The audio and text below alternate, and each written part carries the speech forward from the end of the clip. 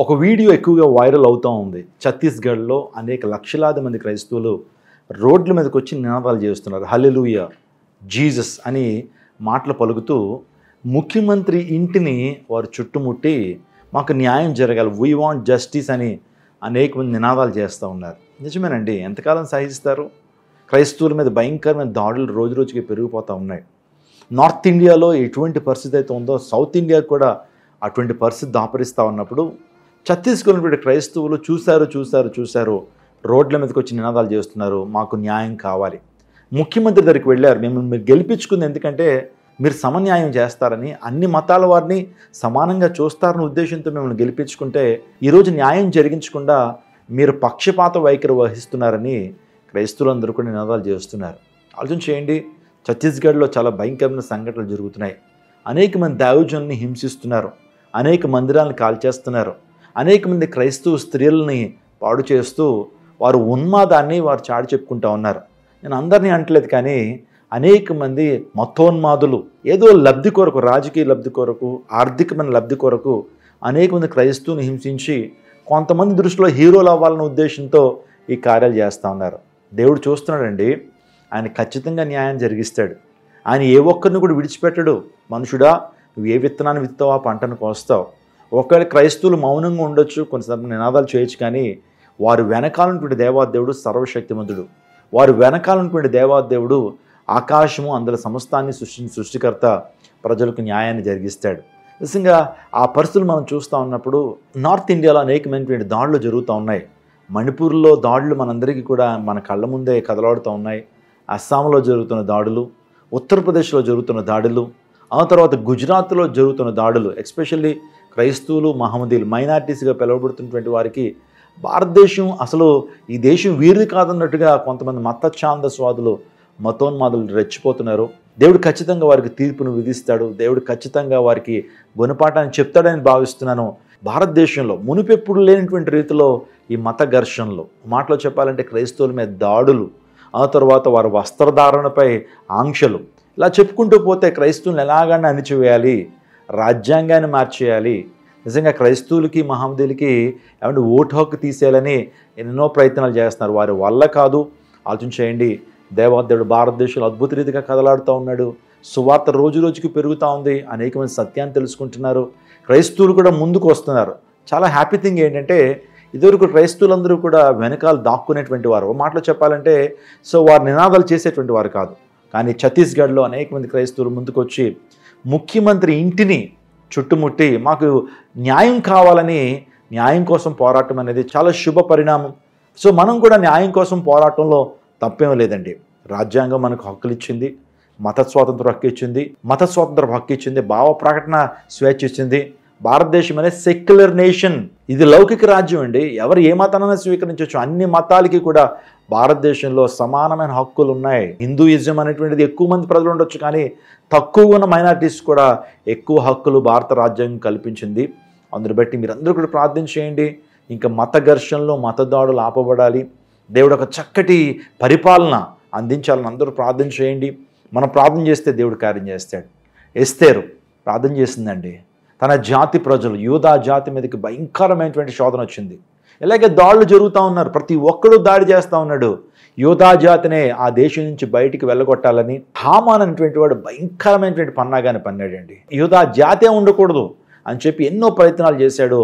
హామాన్ అనేటువంటి దుష్టుడు మొర్దెకైని చంపాలి, ఎస్తేర్ని ఆ పదవి నుంచి దించేయాలి, రాజ్యం అంతా కూడా హస్తగతం చేసుకోవాలని ఎన్నో కళ్ళ కన్నాడు. కానీ దేవదుడు ఆ కళ్ళన్నీ కూడా త్రిప్పికొట్టాడు.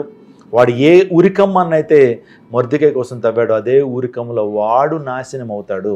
ఎవడు తవ్విన గోతలో వాడే పడతాడు. కాబట్టి మీరేం కంగారు పడనక్కర్లేదు. భారతదేశంలో మత సామరస్యం దేవుడు ఇవ్వబోతున్నాడు.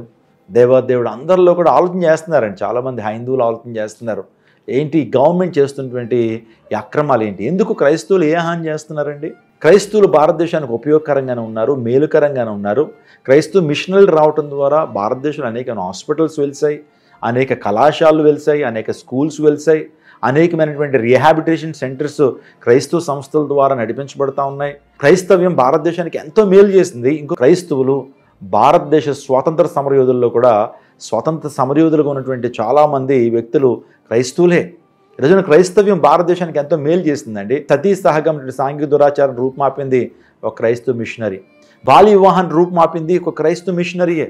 డాక్టర్ విలియం కోరీ అనేటువంటి గొప్ప దైవజనుడు ఆయన భారతదేశానికి వచ్చి సతీ సహగం సాంఘిక దురాచారం రూపుమాపాడు. మొట్టమొదటి కళాశాలను ఆయనే ప్రారంభించాడు. మొదటి న్యూస్ పత్రికను ఆయనే ప్రారంభించాడు.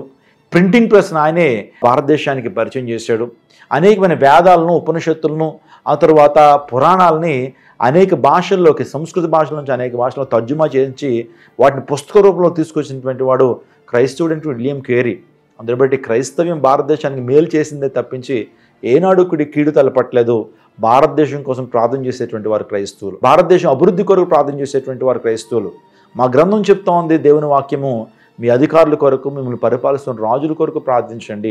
మీరు క్షేమంగా ఉండాలి అంటే, మీరు సుభిక్షంగా ఉండాలంటే మీ అధికారుల కొరకు, మీ రాజుల కొరకు, మిమ్మల్ని పరిపాలించే ప్రజా పరిపాలకుల కొరకు ప్రార్థన చేయని దేవుని వాక్యం చెప్పింది. క్రైస్తవులు ప్రార్థన చేస్తారు. నా మటుకు నేను నా దేశ ప్రధానమంత్రి కొరకు, క్యాబినెట్ మంత్రుల కొరకు, నా రాష్ట్ర ముఖ్యమంత్రి కొరకు ప్రార్థన చేస్తున్నాం. దేవుడు సమగ్రమైన పరిపాలన వారు అందించాలని, మత సామరస్యం భారతదేశంలో ఉండాలని ప్రార్థన చేస్తున్నాం. ఛత్తీస్గఢ్లో అలా జరగటం నిజంగా శుభ పరిణామం.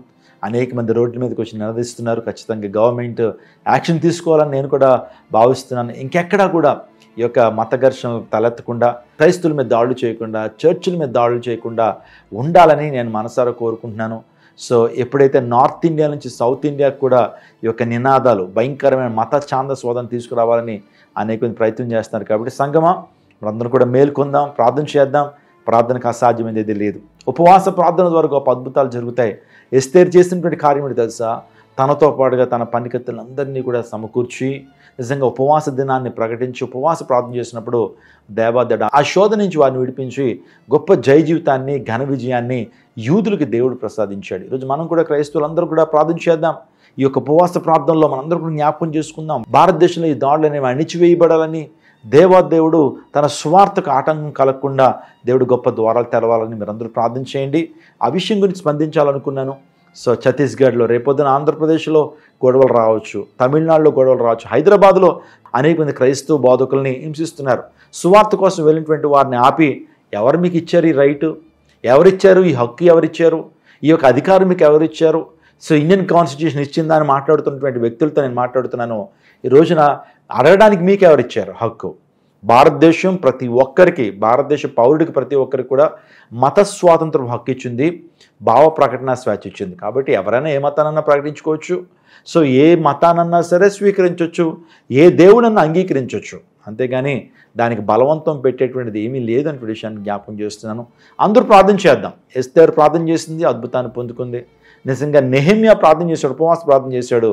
తద్వారా యెరూషలేము ప్రాకారాలు కూలగొట్టబడినప్పుడు యెరూషలేము ప్రాకారాలను 52 రోజుల్లో తిరిగి కట్టగలిగాడు ప్రార్థన ద్వారా. ప్రార్థన చేద్దాం. ప్రార్థన చేసినప్పుడు దేవాదేవుడు మన జీవితాల్లో గొప్ప కార్యం జరిగిస్తాడు. సువార్తకు ఆటంకం రానటువంటి గొప్ప పరిస్థితుల్ని ఆయన ఖచ్చితంగా మన జీవితంలో, మన దేశంలో నెలకొల్పుతాడు. దేవుడు అటువంటి కృప మన దేశానికి, మనకు దేవుడిచ్చును గాక. ఆమేన్. అందరికీ శుభవార్త. ప్రతి ఆదివారం 10,000 మంది ఒక చోట చేరి దేవుణ్ణి ఆరాధిస్తున్న జీవం గల దేవుని సంఘం. స్వస్థత, విడుదల, అభిషేకం పొందాలనుకుంటున్నారా? దురాత్మ శక్తుల నుంచి విడుదల కావాలా? ఆర్థిక ఇబ్బందుల నుంచి విడుదల కావాలా? సంతానలేమితో బాధపడుతున్నారా?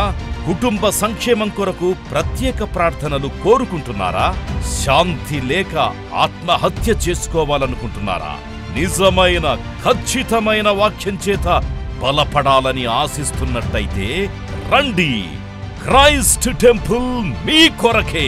ప్రతి ఆదివారం 4 ఆరాధనలు జరుగుతున్నాయి. మొదటి ఆరాధన ఉదయం 6 గంటలకు, రెండవ ఆరాధన ఉదయం 8 గంటలకు, మూడవ ఆరాధన ఉదయం 10 గంటలకు, నాల్గవ ఆరాధన సాయంత్రం 6:30 జరుగును. స్థలం Christ temple, Mary Stella indoor stadium, Pantakaluva road, NTR circle, Vijayawada. ముఖ్య ప్రసంగికులు ప్రపంచ వ్యాప్తంగా వాక్యమునందించి కోట్లాది మందికి దీవెనకరముగా ఉన్న మన దైవజనులు రెవరెండ్ డాక్టర్ పాల్ ఇమాన్యుయల్ గారు మరియు నిస్సీ పాల్ గారు శక్తివంతమైన సందేశాలను అందించి ప్రతి ఒక్కరి కొరకు ప్రత్యేక ప్రార్థనలు చేయుదురు. హృదయాలను హత్తుకునే అద్భుతమైన స్తుతి ఆరాధన సాక్ష్యాలు, ప్రతి విశ్వాసిపై ప్రత్యేక శ్రద్ధ, గృహ దర్శనాలు, ఇంకా మరెన్నో.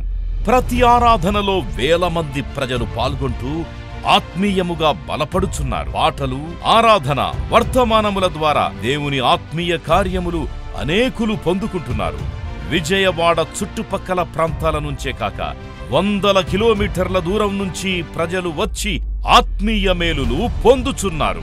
ప్రతి ఆదివారం హోలీ కమ్యూనియన్ సర్వీస్. దూర ప్రాంతము నుండి వచ్చు వారికి ప్రేమ విందు కలదు.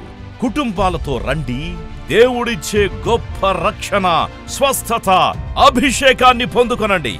రండి, మీ దుఃఖము నాట్యముగా మార్చబడును. మరిన్ని వివరాలకు సంప్రదించండి 88 6276 777.